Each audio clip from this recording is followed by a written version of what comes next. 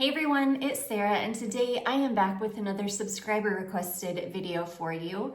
So I was recently asked to talk about fragrances that are kind of like no nonsense type perfumes. She said like no nonsense, kind of boss lady, even kind of like slightly bitchy kind of fragrances. And I definitely have some of those. The fragrances that I pulled for this one, these are perfumes that I could absolutely see somebody that just doesn't have, they're not into frivolous stuff, but they like good quality. They want to smell expensive, but they don't want anything to be too loud, or they don't want to smell too unique. These are all fragrances that I think fit the bill. So I'm going to start with one of my favorites that I just think is such a no-nonsense fragrance. And I do think that pretty much any of the fragrances from this line could fit the bill here. This is a fragrance from Elizabeth and James, and this is the Nirvana Rose fragrance. Yeah, Nirvana Rose. All of the fragrances in this line, they're all very simple. They all smell really good, but none of them are, they're not very unique. They're not groundbreaking, but they're all really nice fragrances. But this rose one just straight up smells witchy. We'll say witchy instead of the B word, in case anybody has children listening. But yeah, it definitely smells kind of witchy. If you smelled this on somebody, you'd be like, okay, she's definitely no nonsense. This is kind of like it's like a dark, no nonsense rose. It's probably got some kind of a wood in the base. It's probably only got 3 notes in it. Rose is probably the middle. I can't remember what kind of rose it is. This would be like your modern no nonsense rose though. It's dark, it's simple, it doesn't smell outside of the box at all. It does smell expensive. Another one that smells very similar to this is the Gucci Pour Femme, the Absolute one. I can't remember the name of it, of course, off the top of my head, but it's another rose fragrance that smells very similar to this. Almost like a dark kind of incensey rose. Oh, it's beautiful. I forget. This one is staying out until I wear it because I have not worn this in so long, and I love this fragrance. I forget that I have it. And yeah, this is one that I would definitely say fits the kind of boss lady, witchy, no nonsense kind of grown woman aesthetic for sure. So that is Elizabeth and James Nirvana Rose. I think that almost any of the Jo Malone scents could fit the bill here. Jo Malone scents to me are just no nonsense kind of scents. I've got Poppy and Barley here. Really beautiful. Again, these are pretty simple fragrances. Oh gosh, and I love Wild Bluebell, which smells very similar to, Wild Bluebell smells very similar to the Zara one that I have, the Zara Jo Malone one, which of course I'm blanking on, but I'll put it on the screen for you. But yeah, just very simple. These smell, to me, these Jo Malone's fragrances just overall, they smell very classic, very classy, very no nonsense. This is a woman that wants to smell good, wants to smell expensive, but does not want to smell overly unique, doesn't want, she's just no nonsense. She just needs a fragrance, a utilitarian fragrance that is just going to do its job and make her smell good. And for me, that's what Jo Malone fragrances are. They really don't go outside the box a whole lot. Okay, this next one, I have always felt like this smelled like a mean boss lady. This is a fragrance from Lancome, and this is called Jasmins Marzipane. Now, I think that a lot of Lancome fragrances could fit the bill here. There's something about Jasmins Marzipane, though, that this smells like a mean, expensive woman. Like no nonsense, definitely witchy. In fact, I feel witchy when I wear this. Yeah, this is a woman who has got a lot of money. This is a woman who, if you look at her the wrong way, is gonna snap at you. This is a woman who is mean to her grandkids. This is a woman who never liked her children. Like, that's what I get. Isn't that horrible? But that's what I get from this perfume.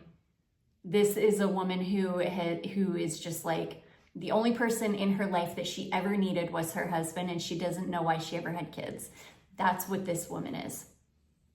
And I think a lot of Lancome fragrances could fit that, could fit this. But this fragrance in general has always reminded me of just like a mean older lady that has lots of money and doesn't like children. Oh my gosh, it's such a buttery jasmine and almond scent. It's so good, but it does smell mean. It really, really does. So anyways, that is Lancome Jasmins Marzipane. Okay, these next two, to me, these are like the ultimate boss lady, no nonsense. I know I smell amazing and expensive, and there is nothing immature about these. These are grown woman scents. These are like, these to me are like the be all end all for smelling expensive and no nonsense and just perfection. The first one, this is Guerlain Cuir Beluga. I told you guys that you would see this in this video because this is the vanilla that I think a no-nonsense kind of lady would wear. This is a no-nonsense lady that loves vanilla, but you would never catch her dead wanting to smell like a cupcake. You would never catch this woman wanting to smell like a cupcake. She doesn't want to smell like a candle. You would never catch her wearing like an edible gourmand vanilla. This is her signature. She has worn it for 10 years now, and she only has one bottle of perfume on her vanity, and that's a good thing because this is a $360 bottle of perfume, and she goes through about one a year, and that's what her husband gets her for Christmas every year because that's what she wants and that's what she wears. This is her signature. She wears it rain or shine, summer, winter, it doesn't matter. This is what she wants to smell like because this is a vanilla that she can tolerate because it's an expensive smelling vanilla. So that is Guerlain Cuir Beluga. And then this next one, same type of woman, same woman. This lady is a little bit more, oh, sorry, let me tell you what this is. This one is Guerlain Neroli Ultra Noir. And this woman is a little bit more posh than our Cuir Beluga woman. This woman she's got way more money than Cuir Beluga lady. This is her signature. She wears this 365 days a year, but she can afford to have backup bottles of it. And she does. She's got 3 backup bottles of it sitting in her closet because she goes through about a bottle every 6 months because she's a perfume lover, and this is her signature. She keeps travel sprays of it because she travels so often and she has to be able to take her perfume with her. I am obsessed with this perfume. I remember somebody sent me a decant of this. This has been years ago, but somebody sent me a decant of this and I tested it and I fell so hard in love with it. And I was like, I hate this. I wish I didn't even know this perfume existed because this is so incredible and I cannot afford to buy a bottle of it. And my beautiful friend Christine was like, hey, I have a bottle of that. I will sell it to you for a really good price. And she did. And I have cherished this bottle ever since. This is an incredible fragrance. This is definitely a no-nonsense, expensive woman that this is her signature and this is all she needs because this is like the best fragrance that she's ever smelled. So anyways, that is Guerlain Neroli Ultra Noir. This next one, this is kind of a witchy boss lady, like no nonsense kind of lady. But she likes to smell a little bit more mysterious, but she still doesn't want anything real frivolous. And she wears Rebecca Minkoff, just the original Rebecca Minkoff EDP. This is her signature. Again, she wears it 365 days a year. She wears this in the summer, in the dead of the summer, because she can. She does not care how heavy this fragrance is because she can handle it. And she doesn't care if anybody else around her can handle it. She can. And that's all that matters. This is deep, dark, woody. This is a witchy fragrance for sure. I have to mix this. Like I have to layer this with pink sugar to make this work for me because it's such a no-nonsense boozy wood fragrance. It's so dark, it's so deep.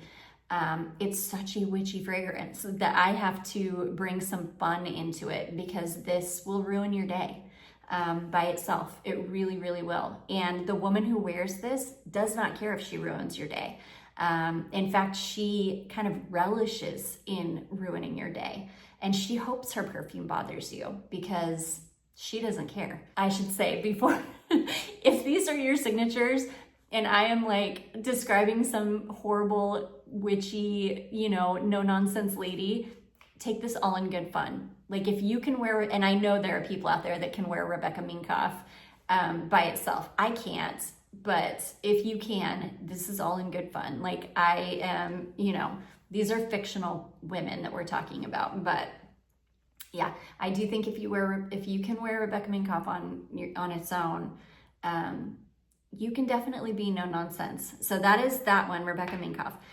Okay, this next one, to me, this is a very no nonsense fragrance that the lady that wears this fragrance is the same kind of lady that's gonna wear the Neroli Outre Noir. She is somebody who, again, she is no nonsense. She just wants to put on a perfume that she knows she's gonna smell good in. She wants something that she can wear all year. This is her signature. This is all she wears. She loves it because it's Hermes and she carries a Birkin, a real one too, not a workin. She carries a real Birkin and she's gonna smell like she carries a real Birkin. So this is her signature. No nonsense, wears it every day. Goes through about a bottle a year. She doesn't need backups because she can go out and purchase it anytime she wants. And she, you know, this is a strong one, so you really don't have to put on a whole bunch. A few sprays will do you. So she gets one big bottle a year. She buys it for herself. Her husband doesn't need to buy it for her. But yeah, this is what she smells like because she knows she smells good, she smells expensive, and she's wearing an Hermes fragrance because why wouldn't she? She's a no-nonsense kind of lady. So that is, oh, I'm sorry, I don't think I even told you, but it will be on the screen for you. That is Le Jardin de Monsieur Lee from Hermes, and this is a no-nonsense fragrance if I've ever smelled one. I love this fragrance though. I wear this in the summertime, and this is one of those fragrances that I feel good when I wear this. I feel like I smell good. I feel like I smell expensive when I wear this. It's a beauty. And you don't hear about this one very often, but it is an absolute stunner of a fragrance. Okay, this next one, this is more for your kind of no nonsense, kind of like natural kind of gal. She doesn't wear anything too heavy. She doesn't like, you know, frilly perfume. She doesn't like anything that doesn't smell natural. She wants to smell like the green grass and leaves and like a wet garden. She wants to smell fresh. She wants to smell clean. She wants to smell, you know, like a wet garden. She would wear Commodity Rain. Again, this is her no-nonsense fragrance. She wears it every day of the year. She doesn't necessarily make a lot of money, but she wants to smell good. She wants to smell clean. She just wants to smell like a musky, wet garden. And that's what this smells like. This is definitely a no-nonsense kind of fragrance, but this is gonna be for a different kind of woman than some of the other ones. This is gonna be for somebody who, maybe she runs a flower shop. Maybe she's a horticulturist or something, and she's really into kind of leafy green, musky florals. But she's no nonsense because that's what this is. It's like a leafy green, wet garden, kind of musky floral that it's a little bit sweet, but not really. It's definitely a no nonsense kind of fragrance. This is the original formulation of this. I don't know if they even still make this fragrance. I think that they do. But I don't know. I don't know what it smells like anymore because I don't know if, I don't know. I don't know if they changed the formulation or not, but there are other fragrances on the market like this. This kind of reminds me of the 90s. It kind of reminds me of, if you guys remember Garden Botanica, you could go in the Garden Botanica stores and like smell all of the oils. I'm quite sure they had an oil that smelled just like this. It's just beautiful. It's a really gorgeous, like no nonsense kind of fragrance. So that is Commodity Rain.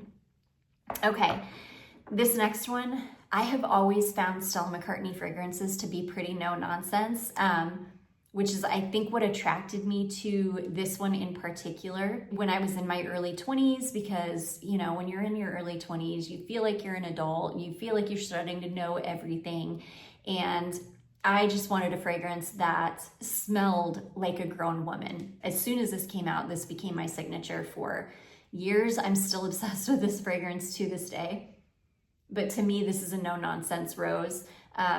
This is basically like rose and amber. It's got some peony in it, like peony, rose, and amber. It's got some citrus in it as well in the top. It's really, really beautiful. There's nothing... This is one of the most unique rose fragrances I've ever smelled, but there's nothing super groundbreaking about it. I don't know how they made such a simple note breakdown smell so rich and expensive and beautiful. I've never really smelled another fragrance that smells identical to Stella. I have smelled a ton of fragrances that people have recommended to me that I smell because they think that they smell like Stella, but I'm such a like Stella purist that I haven't found it yet. I found a couple of fragrances that are close. They're close, but they don't have the depth that Stella has. But to me, this is a no-nonsense, almost kind of witchy smelling fragrance, which was what I was going for at that time of my life. And I still love this to this day. I still feel like it smells like that to this day. I just find Stella McCartney fragrances in general, a lot of them to just be kind of no-nonsense smelling type of fragrances. And I love them for that. But this to me is like the queen of kind of like no-nonsense, grown woman, boss lady, like kind of witchy smelling rose. So that is Stella from Stella McCartney, the EDP formulation. Okay, next I have a fragrance from Tocca. This is Tocca Florence. This is just a really beautiful kind of sweet jasmine fragrance, kind of like a no-nonsense jasmine fragrance. And I think any jasmine fragrance could fit this description. There's just something very no-nonsense smelling about a woman who wears just a plain jasmine or just a plain gardenia scent. There's a reason that like most of Hollywood wore tuberose, gardenia, jasmine fragrances for years and years and years, and still to this day does, because it's just an easy way to smell good without really having to step outside of a box, if that makes sense. It's just a really no-nonsense way of wearing perfume, in my opinion. Just spray on a jasmine scent and you're gonna smell good. Spray on a gardenia scent, you're gonna smell good. You're gonna smell like hundreds of women before you for decades have smelled, if that makes sense. I love it. There's something just incredible about a plain jasmine, a plain gardenia, or a plain tuberose fragrance. Florence has a lot of other things in it. I think it's got some apple in it, or maybe some pear. It's got other things in it, but for me, it's just a really beautiful, almost pure smelling jasmine, and I love that about it. I just find women that wear fragrances like this to be very like no nonsense type ladies. So anyways, that is Tocca Florence. And then this last one, this is another one. This is like well, we'll talk about it. Dior Pure Poison. Oh my gosh, I love the way this smells. Just tell me if you didn't pass by an older, expensive looking woman that was wearing this perfume that you wouldn't think like, yes, that's a perfect fragrance for that lady. She smells expensive. She is expensive. She's got tons of money, but she doesn't have to buy really, really expensive fragrances. She maybe has worn Pure Poison since it came out, and she's still wearing it to this day. She's in her 60s maybe. She smells amazing. She is like, she's one of those women that is older, and as she has aged, she's always kind of been with it. Like she's never, she's kind of kept up with fashion. She's into fashion magazines, but Pure Poison has always been like her fragrance because it's no nonsense. She knows she smells good. It smells good on her. She smells clean, but again, she's not stepping outside of the box too much. This is another one that every time I wear this, I just feel like a very grown woman, which, you know, being 45, I should feel like a very grown woman, but I very, very rarely do, which is kind of scary. But yeah, it's definitely like a no nonsense, clean floral, and I love it. So that is Pure Poison, and that is going to be it, you guys. Those are a whole bunch of fragrances that I have in my collection that I find to be very no nonsense, like witchy smelling. Any of those could be like a boss lady fragrance. They're just all kind of no nonsense type perfumes. I would love to hear your thoughts on what fragrances you find to be very no nonsense. I do hope that you all enjoyed this. If you did, don't forget to give it a big thumbs up. Don't forget to subscribe before you leave, and I will see you in my next one. Bye.